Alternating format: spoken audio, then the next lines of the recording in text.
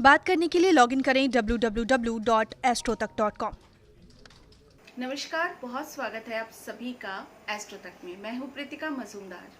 आज मैं आप सभी को बताऊंगी शिव पूजा में कुछ गलतियां करने से खुद भी बचना चाहिए, औरों को भी बचाना चाहिए। वो गलतियां क्या क्या हैं इसके बारे में आज हम बात करते हैं।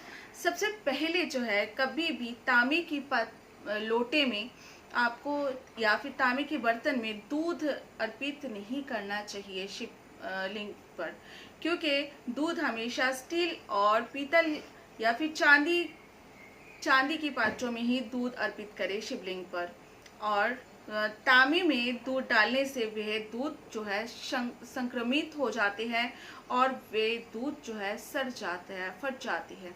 ऐसा कभी भी इस तांबे की पात्रों में दूध जो है शिवलिंग पर अर्पित नहीं करना चाहिए। इसके अलावा दूसरी जो गलती है वो ये है, शिवलिंग पर दूध, दही, शहद या कोई भी वस्तु चढ़ाने के बाद पानी से शिवलिंग का एक बार स्नान कराना चाहिए। शिवलिंग पर पानी अर्पित करना चाहिए।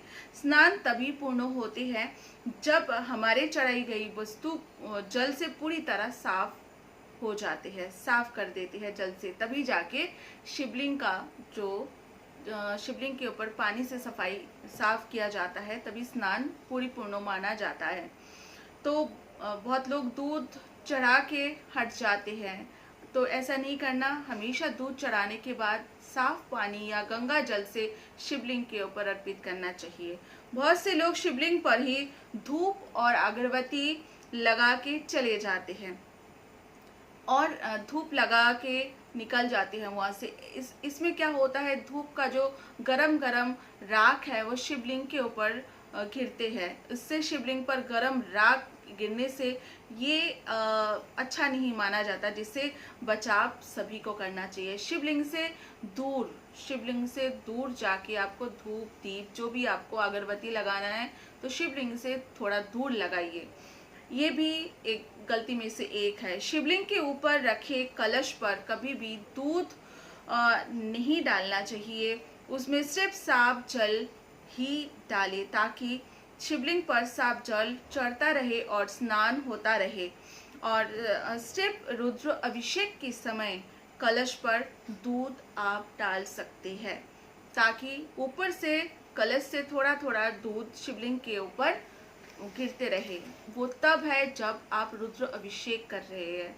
इसके अलावा शिवलिंग पर कभी भी सिंदूर या रोली से टीका नहीं करना चाहिए।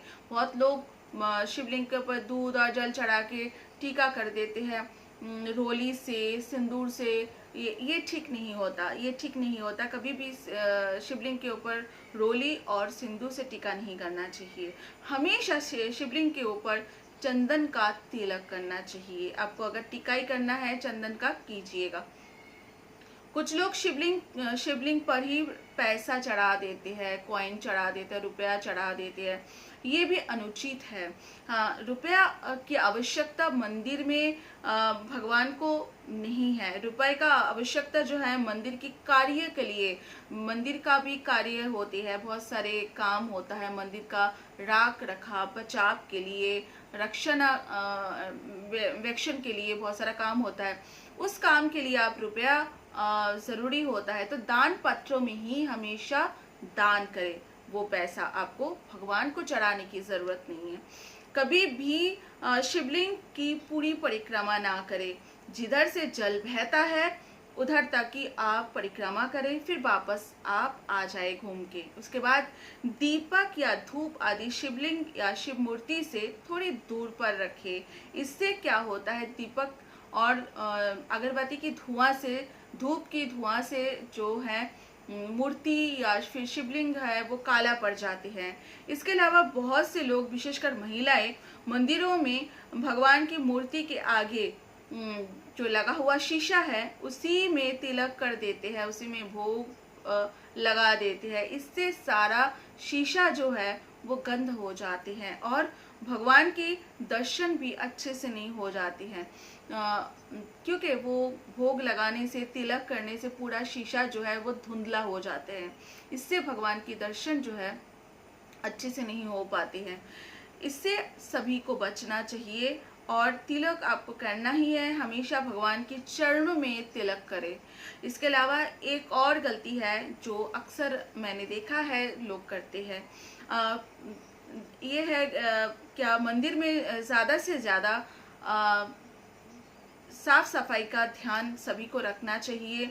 मंदिर में आप जब भी आए तो अपने साफ सुथरा कपड़े पहन के आए, जूता बाहर छोड़ के आए और साफ सुथरा हाथों से ही मंदिर का एक बार शिवलिंग को छूने से पहले एक बार हाथ को धो लीजिए अच्छे से। उसके बाद ही शिवलिंग को आपको पूजा पाठ करने में बैठना चाहिए। शिवलिंग के ऊपर जल या दूध अर्पित करना चाहिए।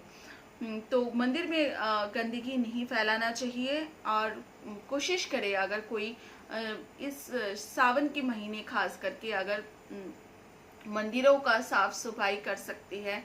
ये भी भगवान शिव के लिए बहुत कहा जाता है कि भगवान शिव इससे बहुत ज़्यादा प्रसन्न होती है। तो सावन की महीना या फिर कोई भी महीने में आप मंदिर का खास करके जो लोग मंदिर है, गुरुद्वारा है, ऐसी जगह पे जाके सेवा देते हैं, साफ सफाई का काम करते हैं, प्रसाद बनाने का काम करते हैं, इससे भी परमपिता भगवान जी है वो खुश होते हैं, प्रसन्न होते हैं। आपके अगर कोई जिंदगी में कोई परेशानी है वो समाप्त हो जाते हैं। चलिए आज तो इतना ही। ऐसे ही मैं और भी पूजा पाठ, साधना, टोटका लेकर आऊंगी। जब तक एस्ट्रो तक को सब्सक्राइब कीजिएगा। नमस्कार।